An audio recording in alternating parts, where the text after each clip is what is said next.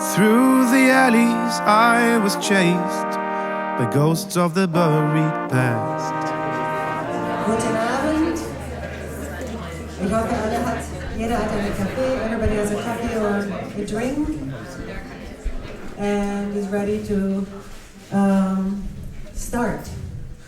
But yeah, I see the energies. People have been talking. We thought that okay, if we play a song and we put some slideshow, that people will notice, but it didn't quite work. We just had a series of pictures from demonstrations throughout the world that have been going on over the past year.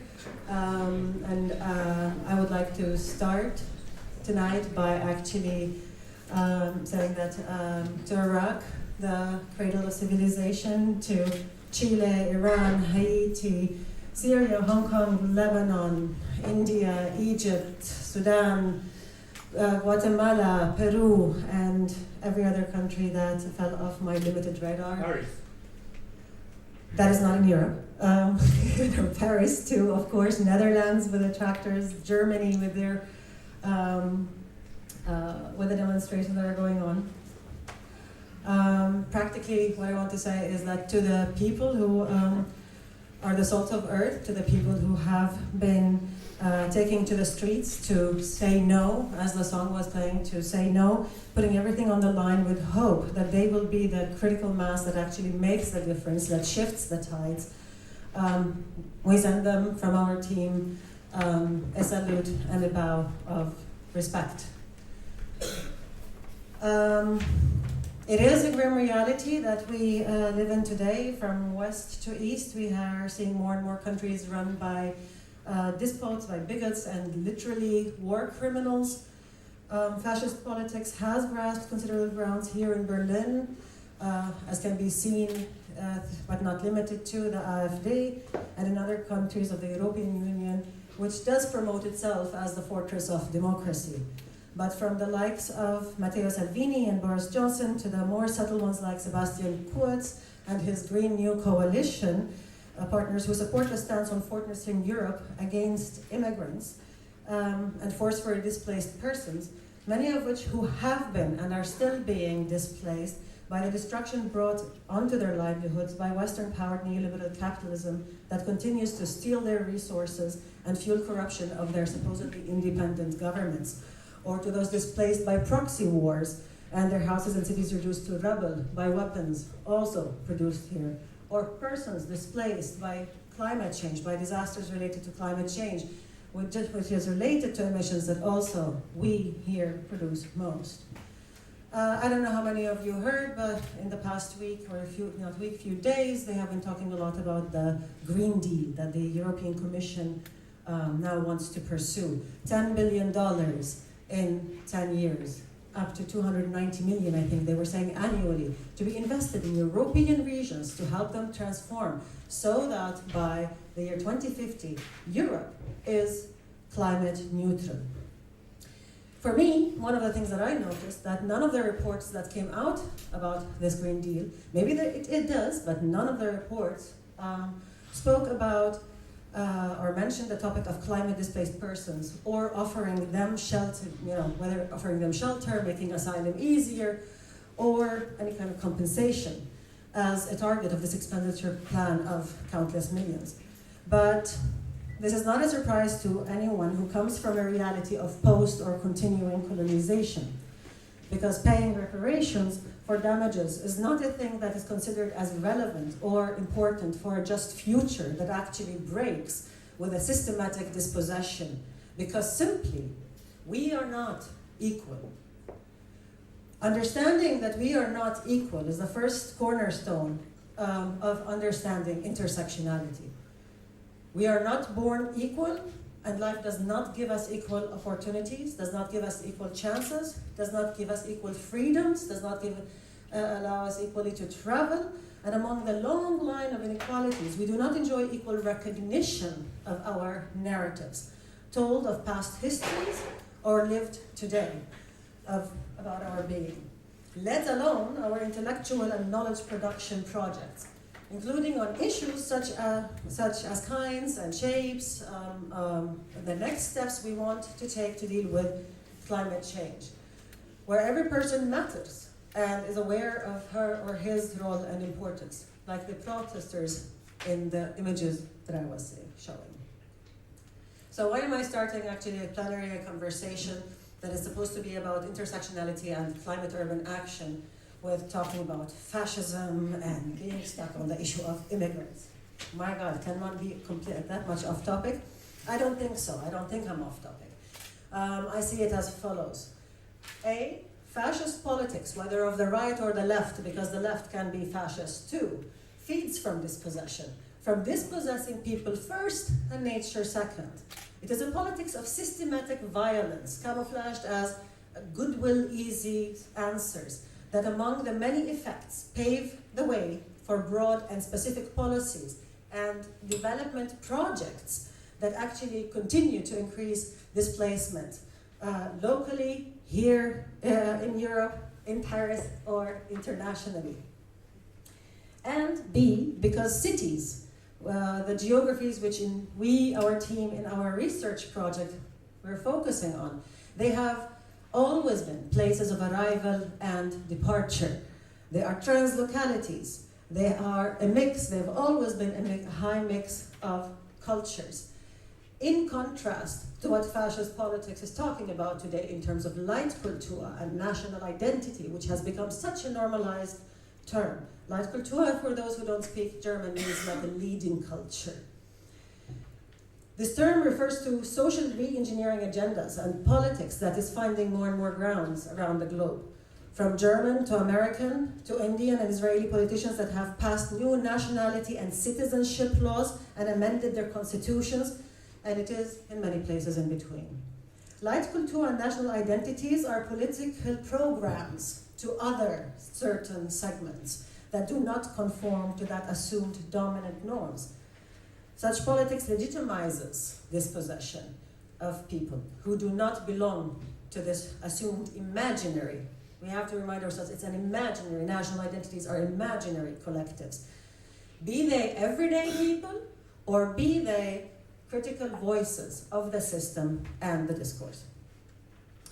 You have heard many of the easy answers. The one you know most is the immigrants steal our jobs and homes and all of that. But I want to return to the example on the EU and the Green Deal. So they want to become emissions neutral. They want Europe as grounds that is neutral in emissions by 2050. But the question for the European Union is, what about all the other geographies where European corporations, industry projects are producing emissions, what some call the trade-offs for buying soya from Brazil. I mean, we are yelling at Brazil because they're cutting down the Amazonas, but who's buying all of that soya from Brazil? Same in Indonesia with palm oil, and so on and so forth. So, very good job, EU, but what about what you're causing beyond your boundaries? So, and this is not for nothing. This is what makes food here available. This is what makes clothes here cheap.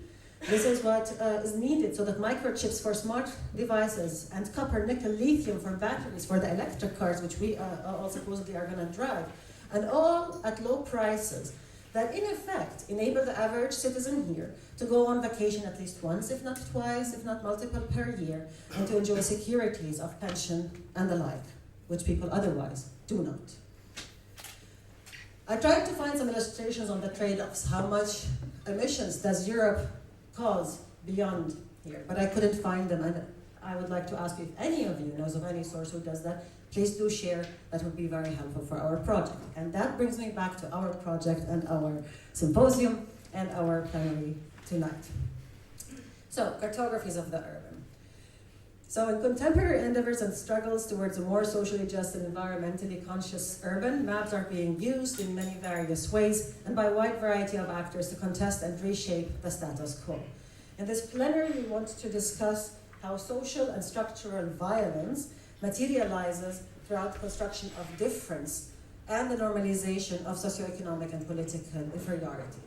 At a time when intersectionality is becoming a buzzword, we need to understand it as more than just subjectivity formation and examine its materializations in everyday life, particularly in the physicality of the city, which was very nice to hear some of the working groups who did the field trip today actually already refer to that and raise it as one of the problems.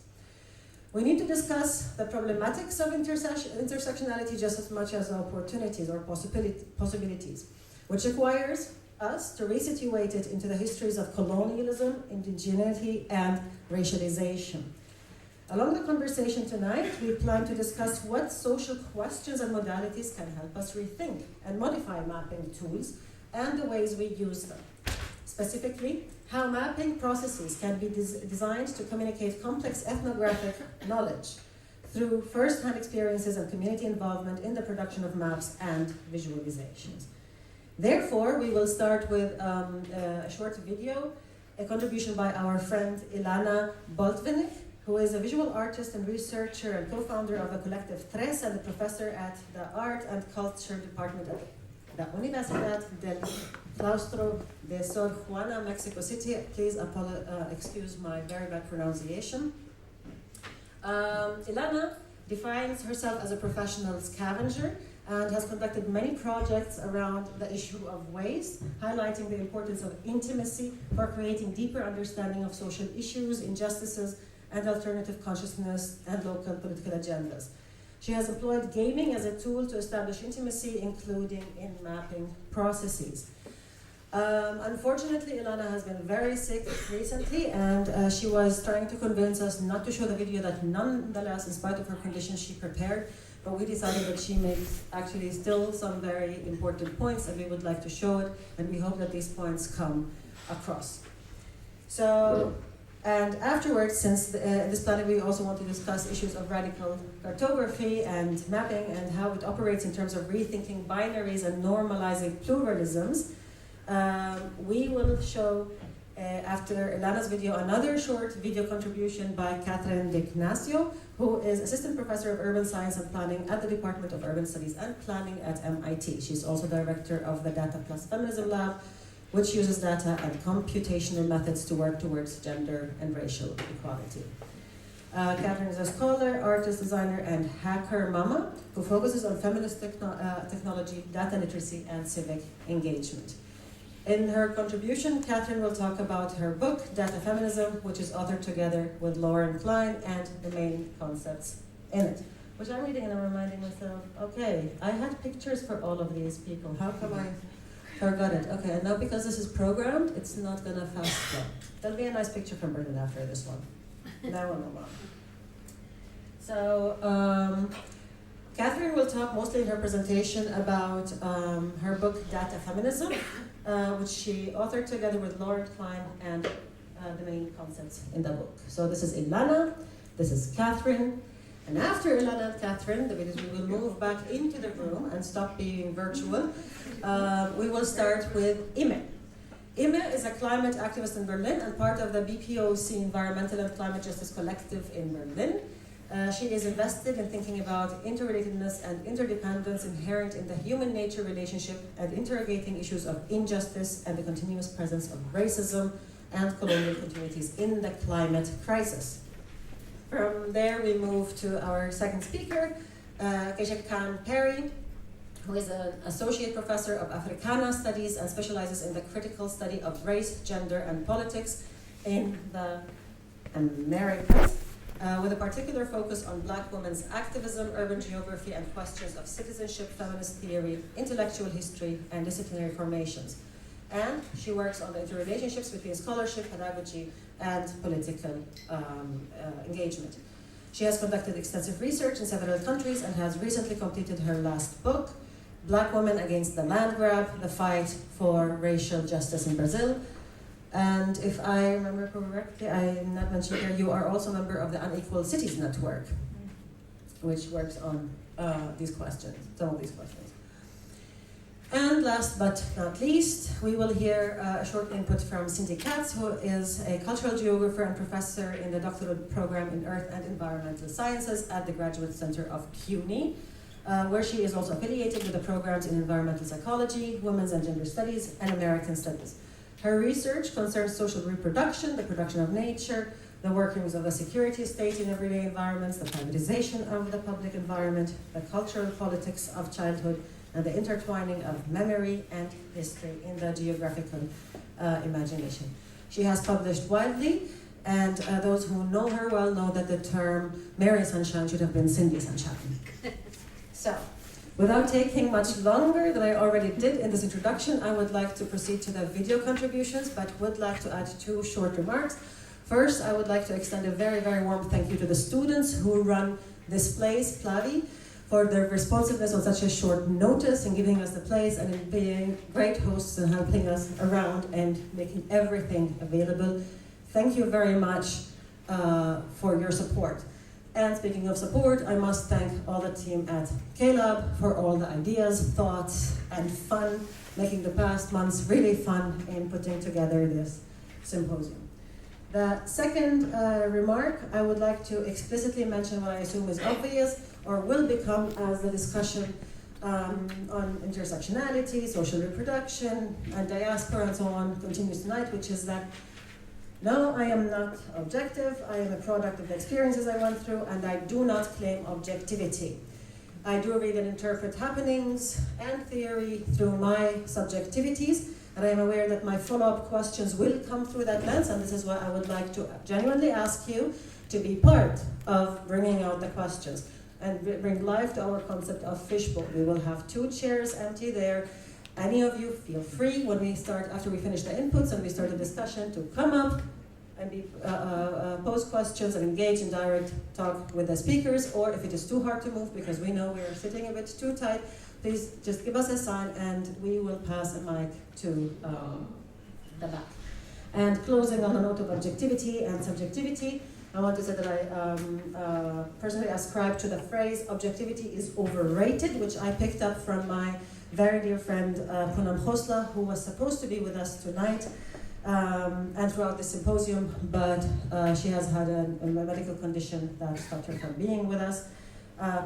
Poonam is a great person who enjoys rich spirit and life journey, a critical voice, and is uncompromising on her principles, which she has practiced through actually direct engagements with so many struggles around the world. Having her feet in the mud and her bangles in the air, as I always say to describe you. Poonam, we're very sorry you're not here, and we look forward to the next opportunity. So, without further ado, thank you all for being here, and we're very much looking forward for how the rest of the night will unfold. Oh, this is the picture of Philippe. See? Here we go with Ilana. Do I have to press play?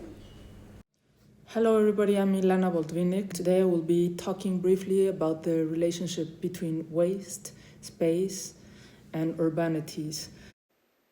I want to start off with this question you see on the screen. Within the context of critical cartographies and art practice, we have found intimacy, gaming, and collaboration as a powerful tool to approach complex urban realities. For this, I have divided this short video in 4 parts, beginning with waste. Why study waste? Well, waste is not only a consequence of social action, but it's also a way to understand society from a different lens. Waste doesn't lie. Waste tells us exactly who we are and what we do. It is interesting to explore waste as not only a material residue, but also as a conceptual residue and a metaphor of our collective behavior. Waste produces social spatial dynamics that include hierarchies, that include social exclusion, social justice, and other types of control. Why intimacy? Well, it's a way of challenging dogmatism. There has been a lot of talk about what we should do and what we have to do for environmental crisis and causes. And we think that it's through intimacy that we can achieve such awareness. It is fundamental to think of point number 2, which is working collectively. I cannot conceive working on social, spatial issues without a collective work. But working collectively is fundamental because it's a way or a method for challenging knowledge production and control, and it's always a space of negotiation and agreements, or most importantly, disagreements. So since 2009, I have been working collectively in a project. We are called Tres. We founded in 2009, and we have been working since then on issues of space and waste. As both an academic and an artist, one of the things that has been very important in collective work is to explore complex methodologies, one of which I would like to underline today are art-based research strategies. One way is through gaming. It is a critical way of mapping a circumstance and a place. And this becomes very interesting because it permits a participatory engagement and an exploration of certain terrains, representations within groups, as well as putting forth the concerns that each one has within this participatory game. So this takes us to point number 3, which is space. Gaming and mapping is important in terms of space, but gaming in particular gives people another type of access to the reality they're trying to map out. It is a very playful strategy that makes people relax, as well as giving them the opportunity to enter a mode of representation that is not so serious and not so overwhelming in many cases. And this is very powerful. People tend to relax when they're playing games, and relaxing helps also enter a different level of intimacy. All this permits a collaborative type of work, which can give marvelous results in a very vast array of different type of circumstances. Mapping, through gaming and intimacy, is a very powerful visualization tool. It has helped us very closely in our research on waste, especially, to acknowledge something society refuses to see. It is much easier to talk about the things that are difficult, uncomfortable, etc., if it is through a game. Finally, I would like to end this very short and strange presentation with the same question I started with. And it has to do a bit with leaving on the table the idea that art can provoke and help us think about social dynamic circumstances in very different ways. I think that environmental crisis needs urgently to talk about things from other points of view, through other type of mechanisms of research. And art has many ways of providing these types of things, not only as a research tool, as I mentioned before, but also as a way to stress certain issues or make them visible in a certain way. I want to thank you very much for your attention. Thank you very much. Hello. Thanks to Natasha, Kathleen, and Andreas for the invitation to present a short video talk at Mapping for Change. I wish I could be there with all of you. My name is Catherine D'Ignazio, and I'm an assistant professor of urban science and planning at MIT. And I'm going to talk to you a little bit about feminist data visualization and data feminism. So, excuse me while I start my slideshow. So it's probably not a surprise to know that I have a book coming out together with Lauren F. Klein in March 2020.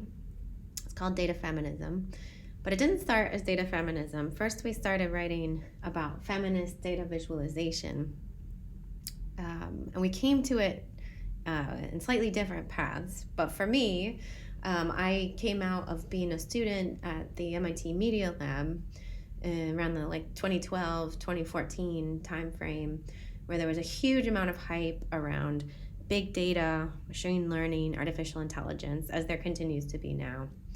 And I was really struck, having come up in the counter mapping and psychogeography, counter cartography worlds, that there were not sort of more systematic pushbacks against the positivism around data, against some of the even sort of basic assumptions that were being made at the time, such as things like, data sets represent somehow facts in spreadsheet form, which of course we know that they do not.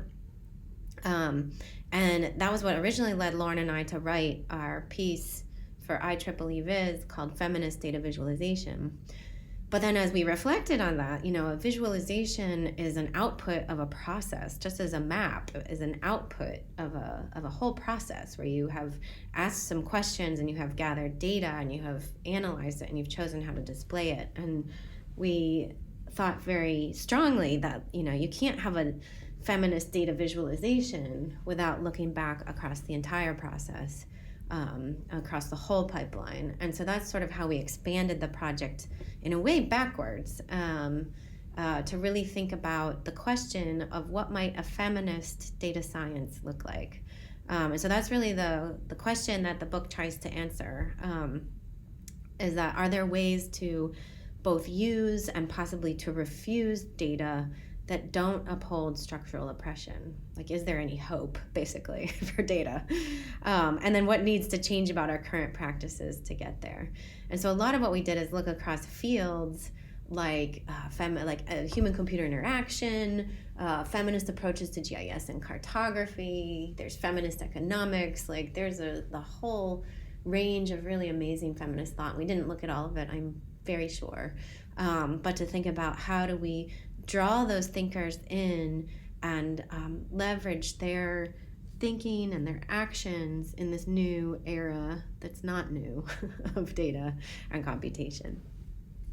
So that's just like a very short intro to sort of how we arrived at the project. I don't have time to go into these, but what we do in the book is we set out 7 principles of data feminism. And the 2 that I just want to talk about a brief example of today are some of the most important ones. And so the first 2, we have 2 chapters devoted to power. The first chapter is about examining power. How do we use data science, mapping, quantitative tools to examine power? And then how do we use those same tools to challenge power? And then I also want to back up and say one of the reasons, or one of the things that feminism, and specifically a feminist approach, brings that I think is useful for mapping, for data science and visualization, is this penchant for thinking about power critically, but then also for asking very important questions, who questions. So data science for whom, data science about whom, with whose values and whose interests. These are the kinds of questions that feminism is really good at asking. And it turns out these are the kind of questions that we need to ask of our maps and our data visualizations, both as we make them and when we encounter made ones in the world. So here we have an example of a redlining map, which probably most of you are familiar with these. But this is the kind of map that results when only dominant groups are empowered to work with data. So when we only have the richest, malest, most elite, whitest folks at the top working with these high-tech tools, this is the kind of thing that we end up with. So this is the map of 1940s Detroit, made by the Detroit Chamber of Commerce. You can see their members pictured here, as well as the Federal Home Loan Bank Board. And so this was a map that rates neighborhoods for risk. So the red neighborhoods in the map are deemed high risk, so not worth making a loan to. And all of Detroit's black neighborhoods from 1940, of course, fall into that red area on the map. But so these are the kind of maps made by people in power under the guise of reason and objectivity, but underneath that mask are these unquestioned and completely not objective values of profit-seeking and securing white wealth. So we all think these are bad maps today, right?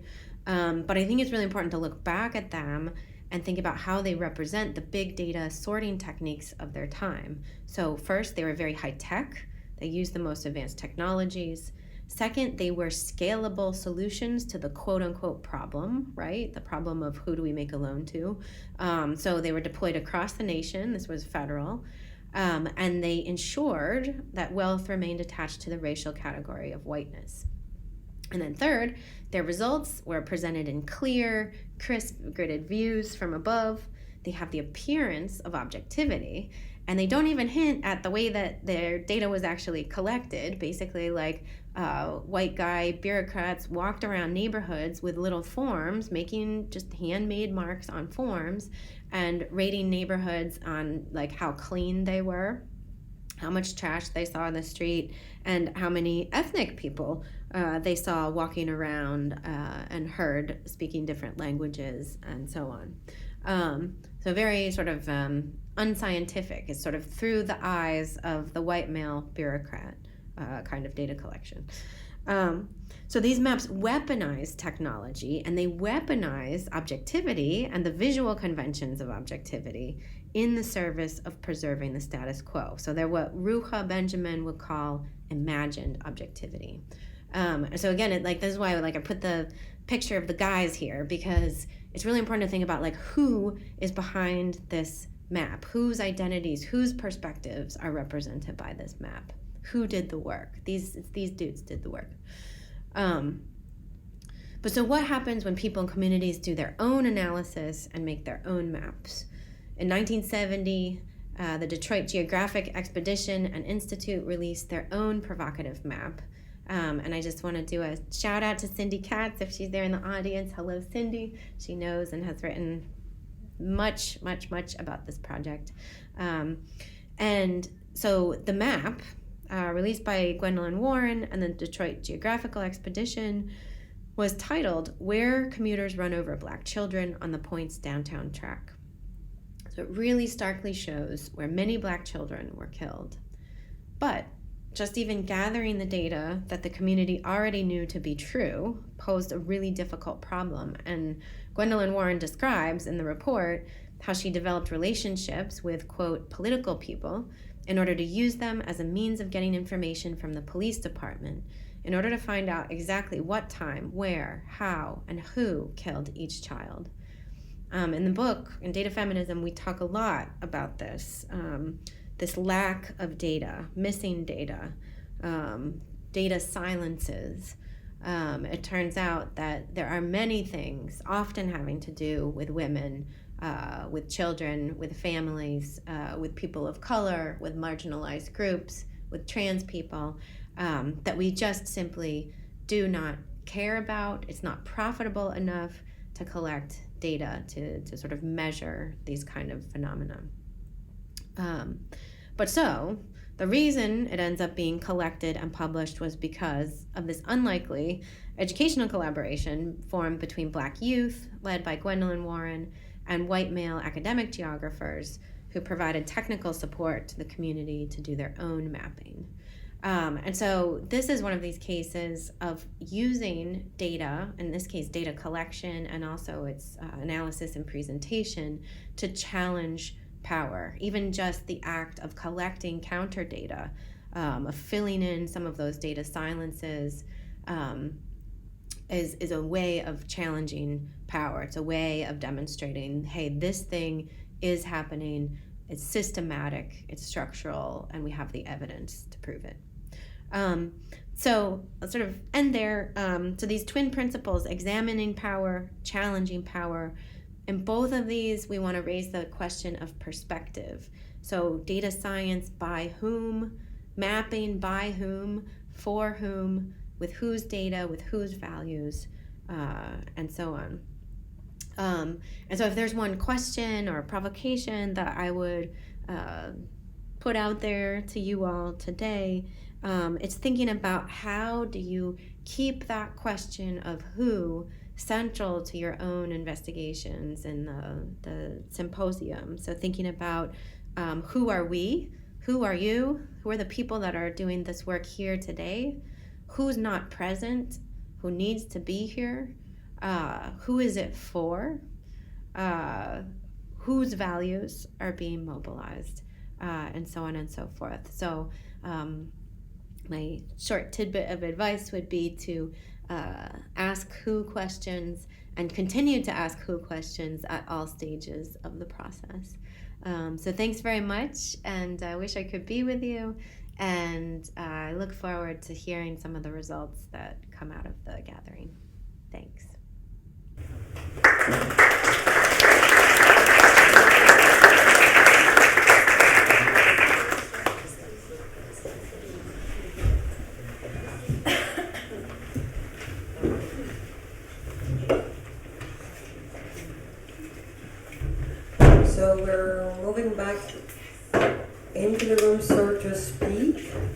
we're continuing with a row of inputs, short inputs. So now we're going to be with Imeh, and Imeh's going to tell us about her experiences as a climate activist here in Berlin. So, whenever I'm given 5 or 10 minutes, and today I think it's 10, to speak on this issue, I always come with this chart. And, well, to really think about this, about the question of like who's impacted the most, who's responsible for this crisis, I think we really have to take some steps back in time. And I would suggest we start in 1492, which marks the beginning of colonialism, and with that also the beginning of the processes that really were responsible for emitting large amounts of greenhouse gases across continents. So forests were cleared to make way for plantations, to make space for agriculture, what would later be industrial agriculture, and also to make space for mining minerals. So in the mind of the colonizers, ecologies and people in the global south were presented or were perceived as natural resources just there to be exploited. And to me, this kind of worldview or cosmology almost is the extreme, or is found its most extreme expression in the enslavement of Africans. And the Industrial Revolution, which also, of course, was a time in which large amounts of emissions were produced, were emitted, was, of course, fueled by coal, but also funded and sustained by the money and infrastructure built during slavery and colonialism. And the profits, of course, were accumulated here in the global north, and we see that every day as we walk around cities like this. And this is especially unjust if we look at the way in which the effects of or impacts of climate change are distributed. So basically I would say that the global north is the sole, profiteur, beneficiary of the greenhouse gas or historic greenhouse gas emissions, and well, the global south is made to pay the costs for those emissions. So the term climate injustice describes this discrepancy between the gap between those being responsible for the climate crisis in the first place and then being vulnerable to the impacts of climate change. And this discourse here, at least in Germany, focuses, or climate injustice discourse has like 3 aspects or 3 perspectives which are mostly discussed in Germany. So the first one is intergenerational injustice, climate injustice, and this is the one that Fridays for Future especially is addressing when they talk about a stolen generation, a stolen future, and that past generations have lived at the expense of future or younger generations. And then, of course, there's the aspect of global injustice, so that's the difference between global north and global south. And then there's also the aspect of national injustice. And in Germany, when this is discussed mostly, people are talking about how poorer parts of the population are going to be negatively impacted by climate policies, climate change policies. So the only aspect that explicitly focuses on racialized people is the aspect of global injustice.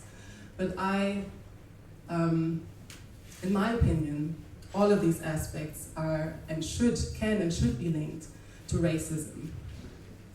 And maybe next slide, to approach intergenerational injustice, which again Fridays for Future, for example, is addressing from a truly global perspective. I've brought this diagram, and you see here the dots represent cities from 1 million people upwards, and they've been assigned different colors according to continents. So blue is Europe, the Americas are turquoise, yellow is Asia, Africa is red, and Oceania is dark blue. And as you can see in the far corner over there, that's where Europe is. Low risk and low population growth expected between 2018 and 2035. And on the extreme other end, we see in red African cities. It's high population growth and at the same time facing extreme risk. So nowhere else are,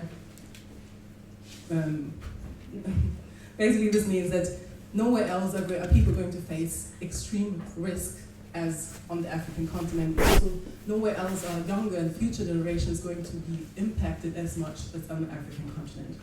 So this is what we should talk about also when we talk about intergenerational justice, injustice, and stolen future. The next map basically goes into this a little bit more, and it shows again, countries according to their vulnerability from low risk, light green, to dark blue, extreme risk, yes. Yeah. I haven't spoken English in a while. So from low risk, light green, to extreme risk, dark blue.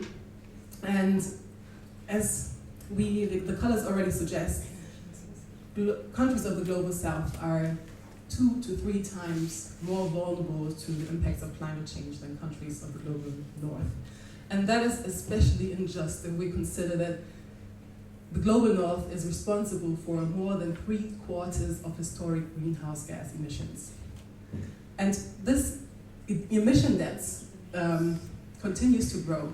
Today is the 16th of January, and today is basically the day that Germany has emitted the same amount of CO2 per person as Ethiopia emits in 4 years. 16 days compared to 4 years. And we really have to let that sink in. And at the same time, as you can see, Ethiopia is facing extreme risk to climate change. Already in Ethiopia, actually, more than 1 million people have been displaced due to drought and other impacts or effects of climate change just in the recent years. So, to me, this aspect, the global aspect, really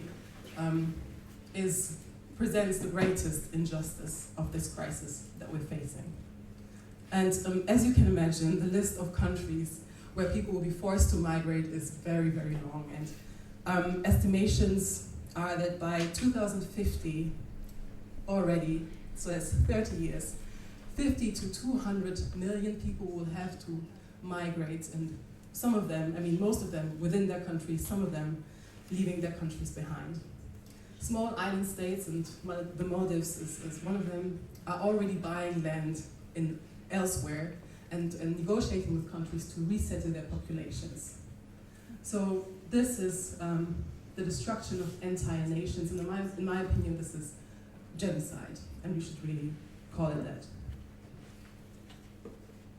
So, I just skipped something. But maybe coming back to the chart again, it's actually the next slide. So coming back to the chart, I also have some examples for how racialized people are going to be more impacted by climate change in countries of the global north. I guess, for example, in Germany as well. But I think maybe Keisha-Khan or Cindi are going to touch on that. I don't know. If not, we can, yes. So we can also discuss about this later. But I will skip that point. But I will, of course, acknowledge that this is a fact. Nonetheless, I think we should be clear that our location in the global north, even though we might be poor or racialized, still protects us from the worst. And we need to acknowledge that for more than 500 years, the global south has been the ultimate sacrifice zone, and burdened with the most toxic and deadly externalities. And climate change just exacerbates this injustice that has been happening for the last 5 centuries. So another question that Natasha also asked me to address today was the question of what adaptation measures and policies do we need? And I don't have the answers to that for you today.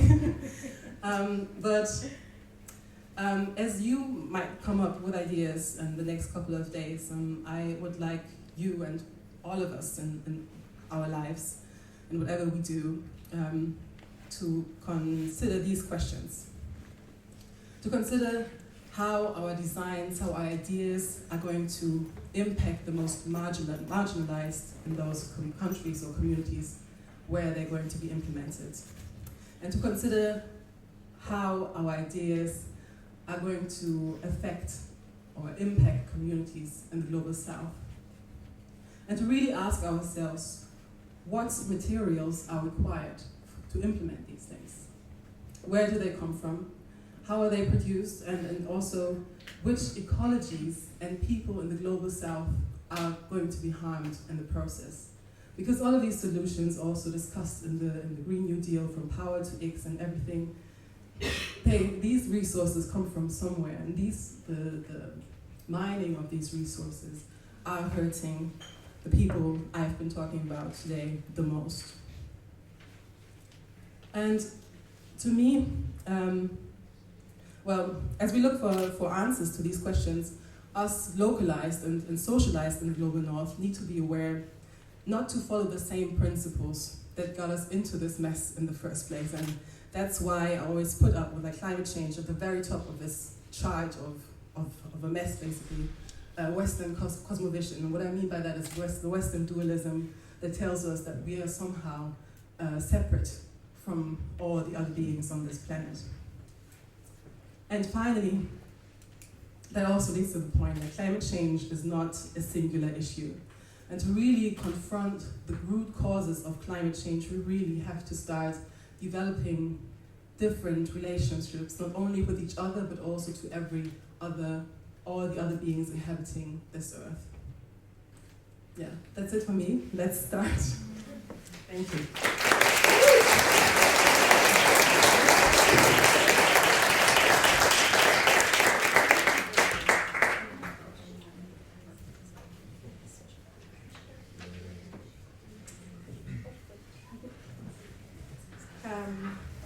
Should I get going? Lots of questions after your presentation. I was thinking after hearing you and hearing Imeh, I don't even know what to say. I just stop and go straight to Q&A. So first, I'd like to thank you for your wonderful introduction, as well as your comments, and for inviting me, of course, and to all of the organizers and all of you present. I have to say that I always have to comment when I'm traveling. I honestly I don't know what country I'm in right now, just mentally. It feels like I could be anywhere in the world having this conversation. So I hope to just provide a few provocations, and I look forward to your questions and comments. And of course, I'd like to thank my dear son, Jai, who puts up with me and goes everywhere I tell him to go.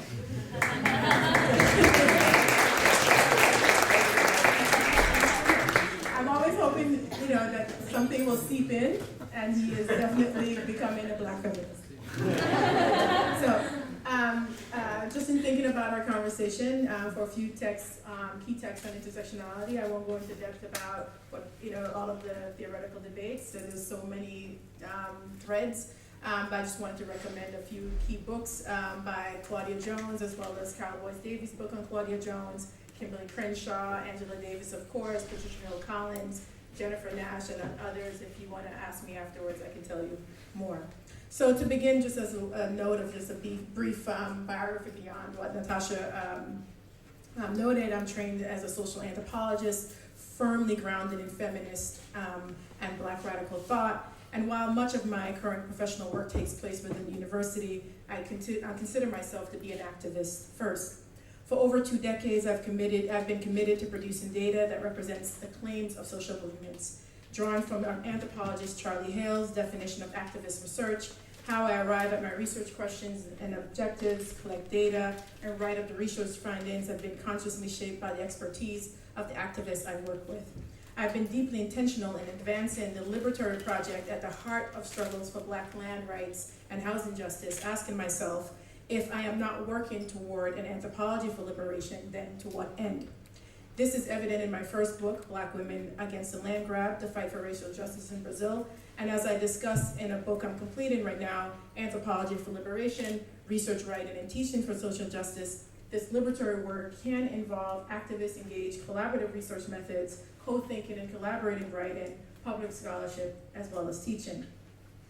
In that vein, I value theory produced on the socio-spatial margins, and I firmly believe that grassroots movements led by poor people, especially women, in peripheral spaces are some of the most vibrant classrooms around the world. Hence, I work against the idea that activists give us raw data and academics produce theory. I have been working with Black women activists in Salvador, Bahia, Brazil over the past 2 decades, where I've started a collaborative mapping project with communities fighting expulsion during urban renewal projects. We have mobilized expansive notions of urban land and territory to include the ocean and all waterways, as well as flora and fauna in the coastal city. And I should also add that even the fight against police brutality and mass killing is a part of that, and genocidal killings is a part of that as well. I've since expanded my research to a more hemispheric look at the violence of spatial dispossession, the loss of land, clean water, and housing, interconnected with state-sanctioned police violence and mass incarceration. Black women are key political activists who have informed my thinking on gendered, racial, and class-based capitalism and how these ideas shape inequality in global cities.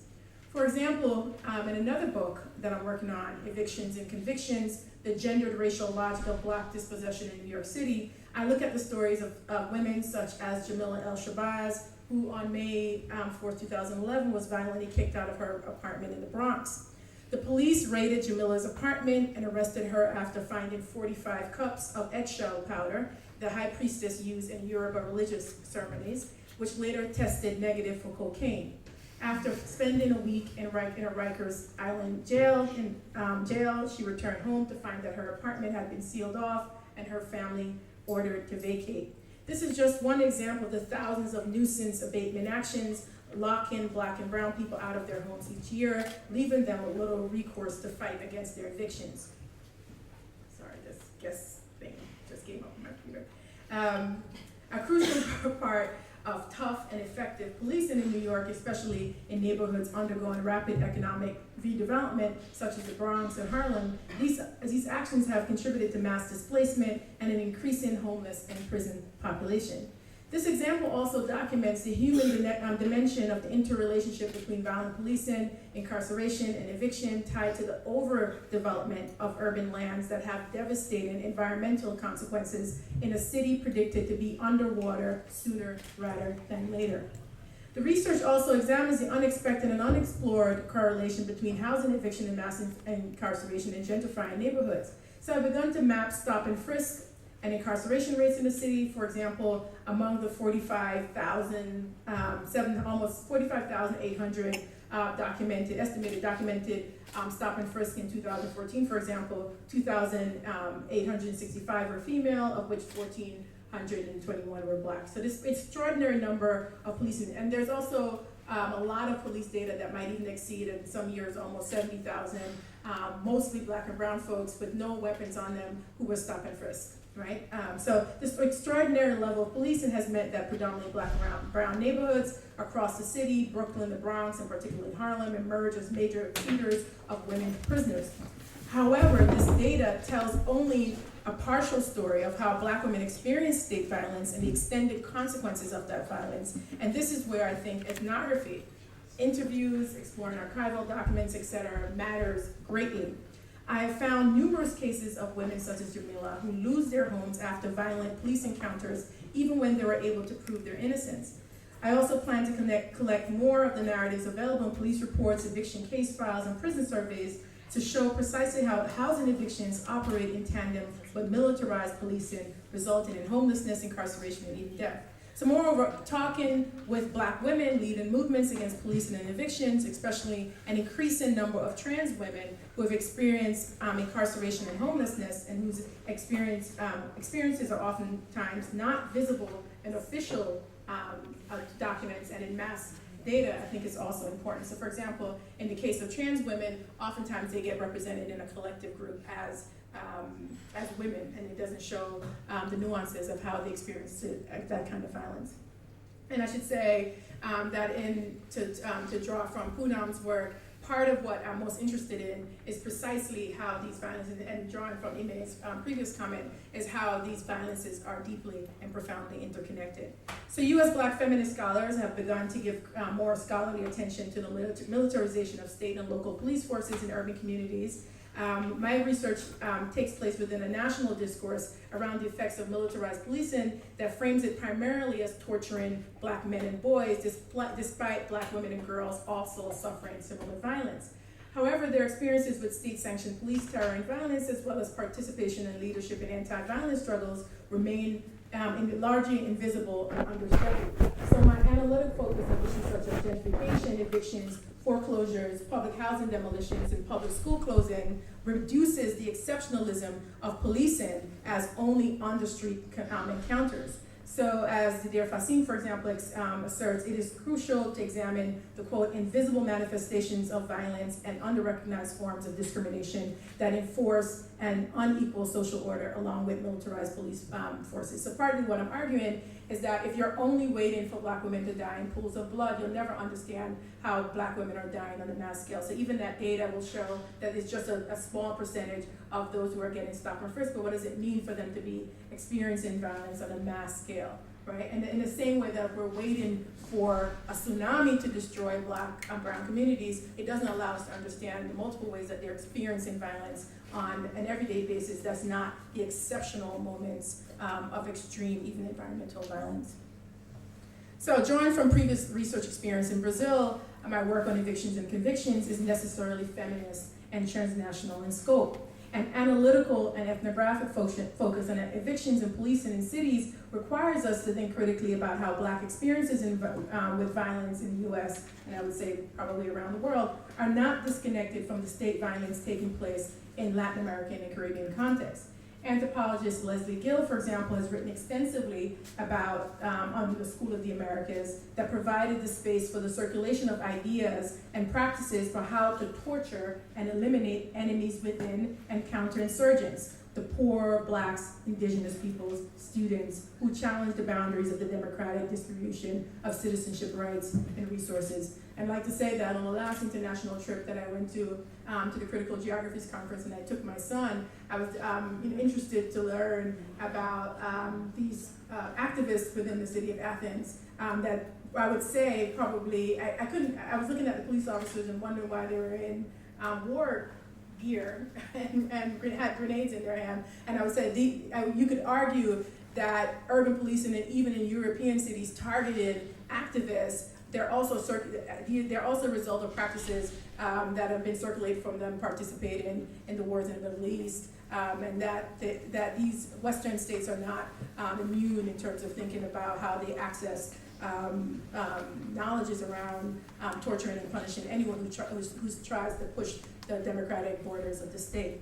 So militaristic policing forms of punishment and torture are well documented throughout the Americas, including in U.S. prisons, women's prisons where Black and brown bodies have been the majority Black population, and stop and frisk continues to be a part of the daily routine of poor and Black and brown people in New York City as well as in Brazilian cities, for example. So a few studies on anti-Blackness and violent policing makes this transnational connection. Hence, this research will also analyze how gendered racial policing tied to exclusionary urban redevelopment strategies circulate throughout the Americas, and one could make the argument around throughout the world. So to conclude, just a few, and I welcome your comments and questions, of course. Just a few days ago, Brazilian President Jair Bolsonaro approved mass industrial mining projects in indigenous territories, which will have serious implications for climate change, as well as for communities actively fighting this form of state-sanctioned violence. And we should say that throughout the Americas, especially in Colombia, Brazil, and the United States, much of the activists who are being killed are also fighting around environmental justice issues, right? So in the last 30 days, approximately 1,725 earthquakes have shaken the U.S. colony of Puerto Rico as well. And President Trump has provided no response to those earthquakes. Should I just say it was 1,725 earthquakes have shaken the U.S. colony of Puerto Rico. The island still recovering from the devastating Maria and Dorian hurricane has also been caught up in a financial storm. stemming from the disaster that is also colonialism. These intersections matter because they impact identity as well as erotic and bodily autonomy. So what, for example, what language you are able to speak and what identifies and distinguishes the Puerto Rican, for example. Experiences with violence as well as experiences with injustice is also another impact. Inclusion in government as well as exclusion from it, in governance as well as exclusion from it. I'm particularly interested in how the state regulates race that is gendered and class as categories of control and elimination. I just wrote an article for American Anthropologists, a brief reflection on the rise of the right in Brazil, and part of what I'm arguing in that paper is how the state itself has a very keen sense of how intersectionality works without ever uttering race, gender, sexuality, etc. That one of its primary projects is also, for example, regulating the teachings around racial equality or gender ideology in university classrooms, right? So more importantly, the violence of spatial exclusion at the heart of most of our work is about the disappearance of spaces, neighborhoods, social housing, cultural and political spaces, as much as it is about the elimination of people, mass policing, incarceration, and death, the people who produce those spaces. So partly what I'm suggesting, and going back to the point about genocide, is that I think that the ultimate project is not whether or not people will move or where they'll move to, is the ultimate project is a project of elimination, mass elimination of Black and brown people off the planet. This approach to understanding state violence and global violence and the modern construction of the city is about, so it's not about finding space for them, right? So it's about examining multiple forms of exclusion that people experience simultaneously while being attentive to what Kimberly Crenshaw calls the urgency of intersectionality. So I want to end with one question. It's a long question. It really should have been two, but what are the counter-hegemonic methods necessary to document the disaster that is racial capitalism? Here comes the TU guest thing again. And to disrupt the intersectional forms of violence that simultaneously fuel environmental destruction, climate change, as well as human devastation. Thank you very much.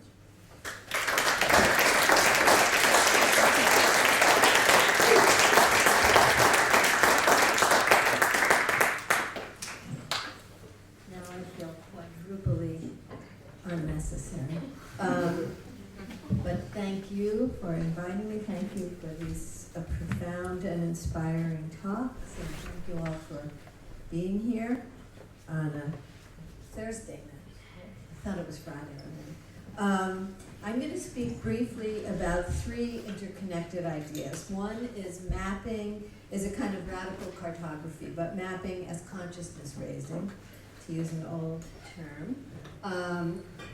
The second is intersectionality and counter-topography, which is something I've developed as a way of thinking about these connections that my wonderful collaborators have presented. And the third is about a particular intersection related to our concerns here, which is social reproduction and environmental politics. Oh, I swore I was here. I always look and then forget what time it is. So radical cartographies.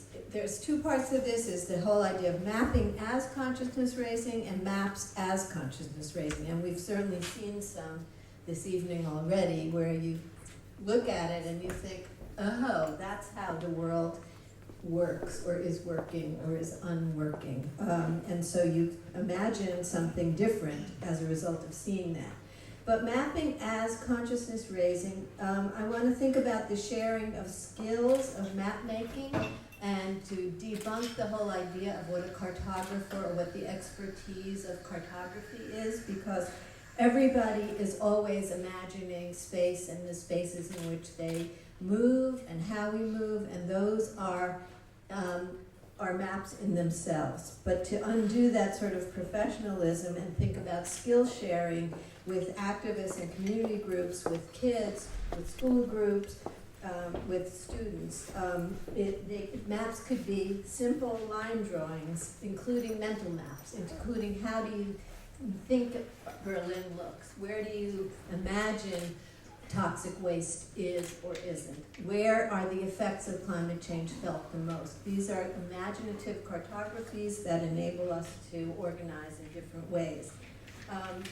Words as maps and words on maps. There are ways that we can think about, and some of you did this today already, is to express what you see and what the issues are in a way that is spatialized. Working with 3D models where you provide stuff.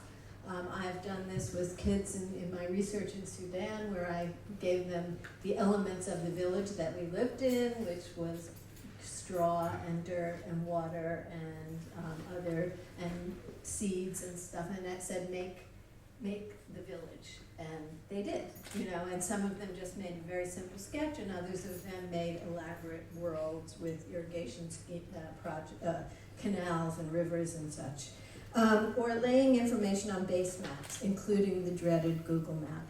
But we can walk through cities. I think you've been doing that today, and think about what it is that you're seeing, and not just what's there, but what could be there and what isn't there and who is there, and putting that on maps and seeing and spatializing a kind of way that we understand the world.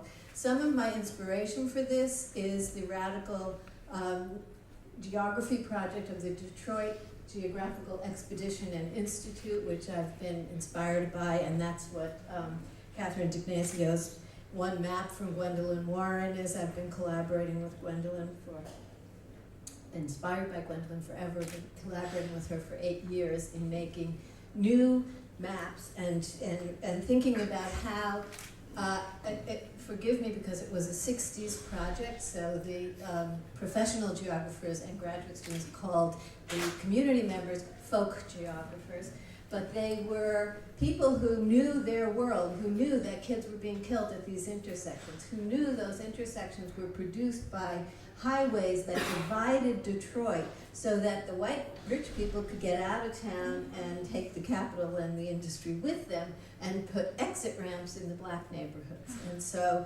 why were kids being killed? Because they were walking along service roads and cars were coming off highways too fast to see a child. What to map? In terms of moving around space and seeing the world as a consciousness-raising practice, machine space. Where are trucks? Where are garbage trucks? Where is the bus depot? Where do the trains sleep at night? Where is the incinerators? Where is the recycling? It will show a racialized and classed geography quite clearly. And if all you do is map machine space, you will see the world in much of its unevenness. One thing I love that the Detroit Geographic, and I'm sorry, it was called an expedition, and I know one of our projects is to find a new word, and good luck. Map words in the environment. If you just walk down the street and what you see is, and this is a US thing, but check cashing, pawn shop,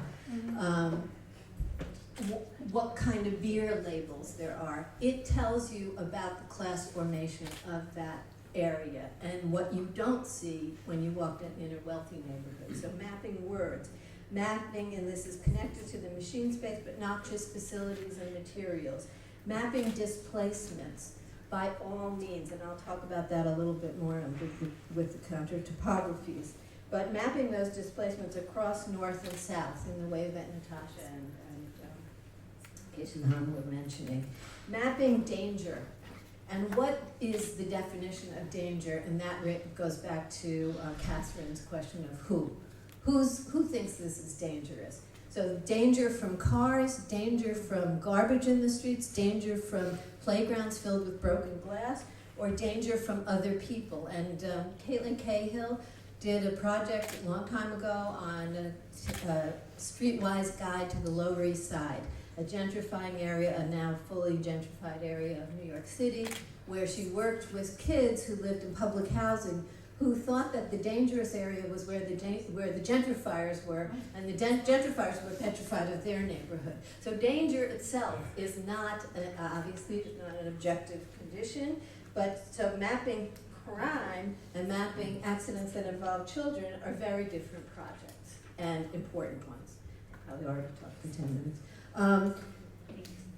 Already? Okay, that's it. Maps as consciousness raising.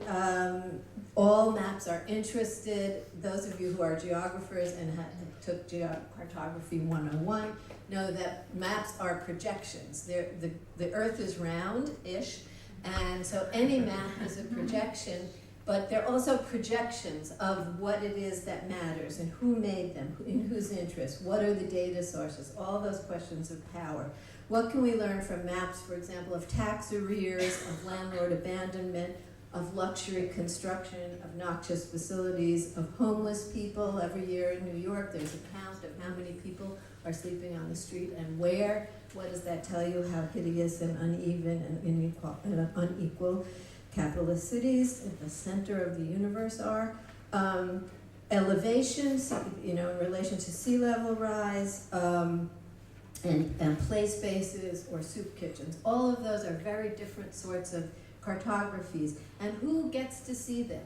Where do you show the map? So one thing that I thought of as Keisha-Khan was speaking is that the maps of stop and frisk that were counted by mothers in the Bronx and then mapped by my colleagues at CUNY, who are in something called the Public Science Project. They made maps and then they went back to the neighborhoods in the Bronx where this was happening and projected them on buildings with that big light of Occupy.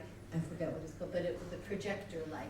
And so you could not miss seeing these maps that counted how many kids were stopped in black and brown kids in the Bronx. Okay, very quickly. Did I really go 8 minutes? Now it's time. Better not to ask. I was supposed to talk about slow time. I have no idea what that is. Intersectionality and counter-topography. In addition to the ways it's been talked to, that intersectionality has been talked about, I want to think about intersectionality as a way to see these connections on a map, as a way to mobilize against forces of domination, oppression, violence, and exploitation that are both social and environmental. Counter-topography is, very briefly, a way of seeing common grounds across difference. It's easier, I think, to see difference in the world, to say, what do we have in common with those people or this place between that place? But if you think about a relationship to, say, displacement, and you think across site, so for me, I worked with children who were coming of age in New York City and in rural Sudan. People could say, they have nothing in common. Well, yes, they have something in common. They're being de-skilled for the future. Their bodies are being harmed by chemicals, so there's lots of ways they're connected.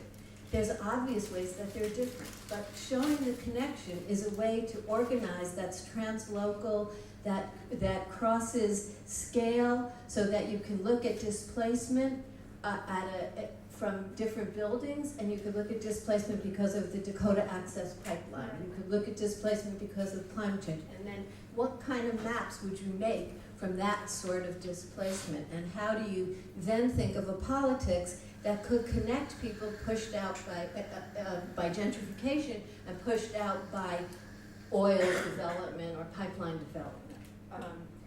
So that, I'm just going to rush, as if I haven't been rushing. Enough about that. And so finally, maybe I should say that just finally, because we're supposed to have time to talk. And everybody always does this thing. So, quickly, social reproduction and environmental politics. All of my work in one way or another is about social reproduction. How do we make the world we live in, how could we make it differently? How do you make a labor force that's differentiated, differently skilled? How do you make the conditions in which people can live and work both on a daily basis and over the long term? One of the things that I, as a geographer, insist on putting as part of social reproduction, which is not the usual feminist, Marxist feminist idea of social reproduction, is the means of production includes the environment. The environment, if it's polluted, if it's desecrated, if it's destroyed, makes it impossible to reproduce a livable, survivable future, a labor force that's healthy, conditions in which we could keep living in the hobbled and wonderful ways we live. So I'll stop there and we can have more of a discussion. Thanks.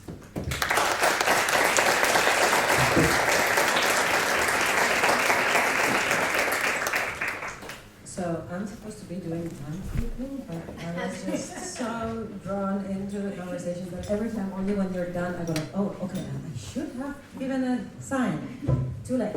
Okay, I hope it wasn't too long for you. And even though I have like a whole A3 of questions, I'm going to skip that because I think it's not fair. I will just ask one question and throw it to everybody in the room, so not just the speakers, but also to you. And we'll open the floor. We have one empty chair, and we'll bring another to another set, feel free. So, or between Imeh and Cindi, that's also available. So I want to come back actually with a question to the title of the plenary. I mean, intersectionality, as you said, is becoming a buzzword, but it's not just about acknowledging difference and that we have our subjectivities. There is a real problematic there, and when I look at the climate justice movements, there is, although there is an understanding of the theory, there is not an understanding of what it actually means in the everyday life. For example, to be the product of an experience of dispossession. It's like telling somebody that, for example, a rape victim, that I understand your feelings. No, you don't. You cannot understand a trauma if you have not been in that trauma, and even in the same similar trauma, it's different. And climate change impacts, linking to issues of dispossession, colonization, are accumulations of traumas that are hard to communicate. And so, but at the same time, we need to link struggles because of what the last sentence that Cindi was saying. We need to show scale. Across difference, we need to show similarities. And this is where mappings and visualizations in our project we're asking, how can we, through different kinds of visualizations, enable different people who are working independently in different parts of the world have their efforts actually push in one direction that is actually progressive, that actually leads to breaking from existing models. And the question is, since we were talking about that, we're saying that practically climate change, the only way for it to be achieved is that we need a radical behavioral change of the critical mass of different people. So it's definitely not one size fits all, which national policies always try to give down to their national geographies. And here there is a behavioral economist, Santil Moulainatan, who years back I stumbled on a talk of his where he coins the term last mile problem, which still persists today, which is that even though people understand the problem and have a technical solution for it, they don't understand that for everyday people, this the mental model and the behavior do not match. He gives it through the example of diarrhea, and how, for example, some women, then when the kid has diarrhea in India, and his research, they stop giving the kids water. Because why put more water in a leaking bucket? This is the sentence he uses in expressing it. And how, although there was so much knowledge and so many campaigns, still this is a persistent problem in India. And coming back here, even though many people today speak about intersectionality, which was not the case when the term was coined and started in the 1980s, acting on their understanding of the term does not come into everyday practice. So the link, for example, what you were saying, I think, in a sense, both of you, which is the link of diasporic communities to their extensions in the countries of the Global South. Like people who are Global South descendants in the North, they are impacted differently. Even though we are situated, we are more protected, but we are also impacted differently. And I, as a Palestinian, have my own experience with it, and directly on issues of climate change. So enough. My question has taken 3 minutes in a row, but I hope this brings back the conversation of, okay, what kinds of mapping, how do we actually go there more than acknowledging intersectionality as difference and actually break it into a mass behavior shift? Who would like to take the mic first? And I'm looking at the crowd. Philippe, we had actually thought that, in our original plan and the many questions we set in our brief and all of that, that you would may take the first comment. Do you still want to do that, or do you want to jump off that road? Okay. Do you want to go forward?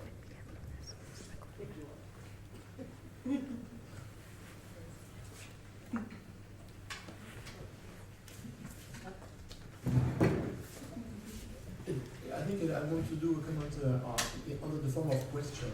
I would not like to add more than what you all have said, because when we start to speak about radical cartography or critical cartography or experimental cartography, and all those alternative way of seeing the world or depicting the world, it's really open a box, and we can speak about it for hours. This is fascinating, and our precursor like William Bunge, for example, and all the team, all the people which have been working in Detroit, which is a great source of inspiration for us, and we still work with their methodology and all what they have been putting together in terms of approach. We use it daily. There is other precursors which have been acting before, but those are really those which have been deciding to get out. And I have some questions, but just before this, you were mentioning the Detroit team, and there is the story of William Bunge. And I understood that William Bunge understood there was a moment he couldn't stay within the academy if he really wanted to show and to prove how statistics were biased and they were very badly made and not showing what it should show in terms of inequity, etc. And he has to either get fired from the university or be dismissed from the university and get out of the academy and install his map laboratory in the kitchen of a household of some people in the poor area of Detroit. And he was working from there with the students around, and this is how he has made his first statistics.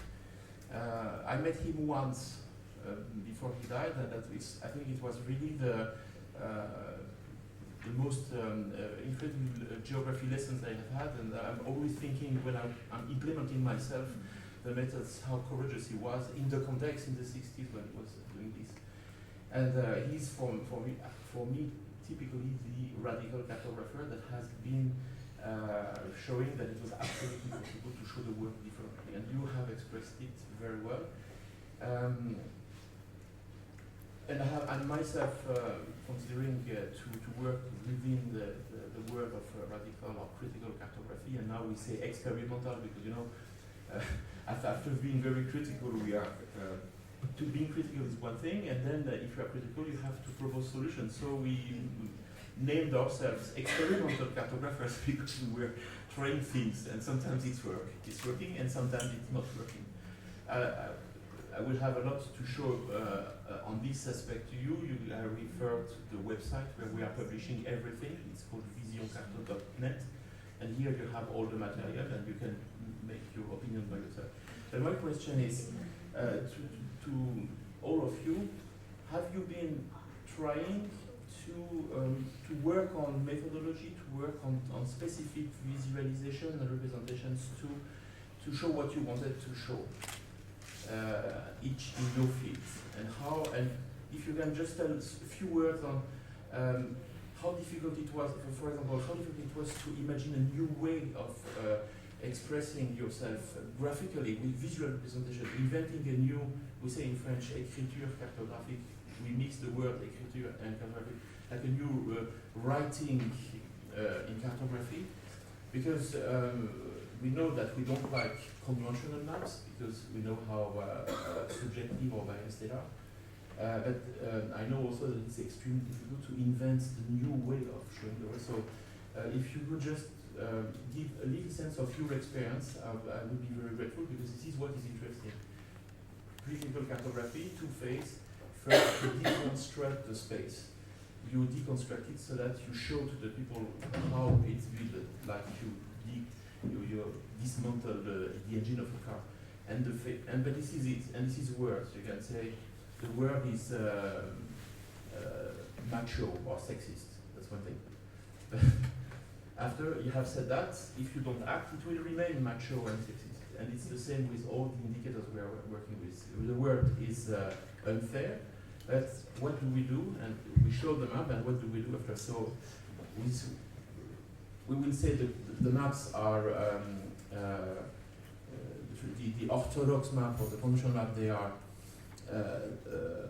they give no satisfaction for us to understand how the systemic world is really working.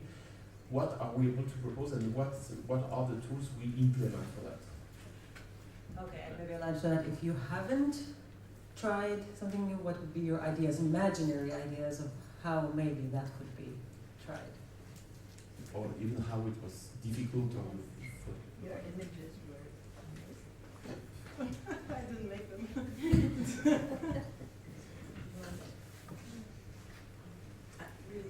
You didn't make them? Yeah, I found them, but I didn't make them, and I really cannot speak on that because I've never tried to come up with maps myself. I just tried finding maps that expressed showed the difference that I tried to bring across in things that I'm talking about. And one of the maps that I'm always using is it's called carbon maps. You can find it online. It's like an interactive tool where depending on if you click like historical emissions or annual emissions, the map will like be distorted. So I find it very useful to display how like emissions are distributed globally, and the map stops at historic emissions, and then I would like to see a map where, like you said, which also shows or makes a difference between emissions being produced to be consumed, basically for consumption elsewhere. So China, for example, and India are always very big on these maps. But if we think about it, they shouldn't be, because most of what is produced in China is consumed here in the Western world, in North America, and in Europe. And there's no map that shows this currently. And there's also no map that shows the distortion per capita. So that's another reason why China and India on these maps are quite big. But if we would factor in per capita emissions, it should be they should be much smaller. And that's where I was just having I wonder. I mean, to me, I always think like if these maps existed, if there was an option in this like carbon map tool to see that distortion for that to be expressed in these maps, then I think most of the global south, especially African countries, would not even be visible anymore in these maps. And for me, that the fact that these maps do not exist says a lot about what people making these maps actually want to be seen or can even imagine for other people to see it, and what is really being invisibilized by mapping. And I have a few of these ideas. So if you, also for Germany, for example, one of the Katz was mapped here by one of the groups today on the field trip. Katz, Görlitzer Bahnhof, not too far away from that. These are some of the intersections that have the highest air pollution in Germany, in Berlin actually. And these are also some of the areas in Germany which like the majority of communities of color, people of color living in these areas. And to me, there's also no maps like that in Berlin, for example, showing that intersection of who faces these kind of pollutions and how racialized people here are also disproportionately affected by these environmental stressors.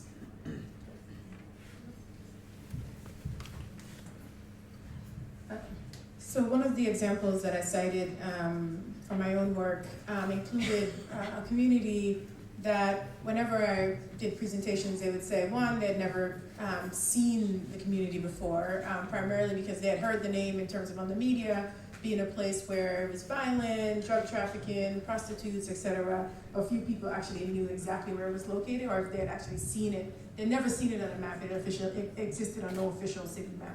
So part of the project was to partner with a Black movement organization that prepares young people for college exams, and work with statisticians from young statisticians who had already gotten to university, and folks, geographers from the University of Texas, where I was a PhD student at the time, to work with activists, to train activists in terms of thinking about skill sharing, to work with activists to map their own community and to figure out a way to get it onto the official map. So we also produced a census as well as a map of the community. And I think one way was beneficial is that they started to determine what was considered important in terms of the name in terms of neighborhood bars, whether it be, and also in terms of producing data around how many boats they own, where they stored them, and something that was, I think, really pushed our discussions around the meaning of land and territory, and even the map itself, was how much they used the ocean and understood it as an extension of their backyard.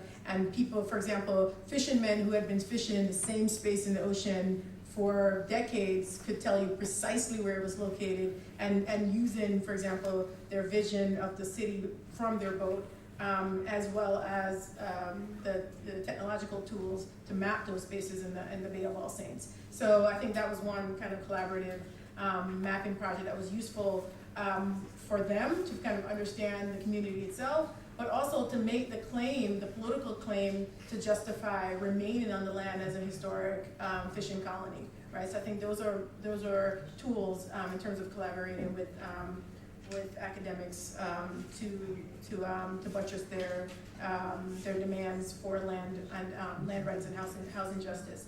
I think in thinking about the maps that we have, and I should say some of the best maps that I've seen around even evictions, I think is the mapping evictions